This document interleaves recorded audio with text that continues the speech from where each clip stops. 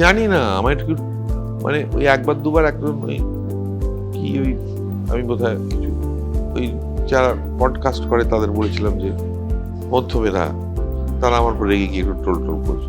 এই জায়গাতে আমার ট্রোল করে না।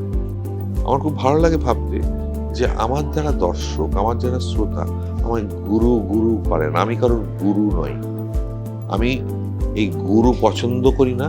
আমি গুরুদেব কনসেপ্টটাতেই বিশ্বাস করি না।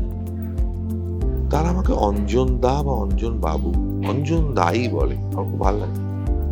বাচ্চারা অঞ্জন দা বলে, অঞ্জন দা বলে, আই লাইক দ্যাট। এবং তারাও দূর থেকে দেখে, ঘাড়ের উপরে এসে সেলফি তুলবো এরকম করে না। আর আমিও খুব যত্ন হবে, প্লিজ আমার ভালো লাগছে না, আজকে ছেড়ে দেবেন, ছেড়ে দেবেন।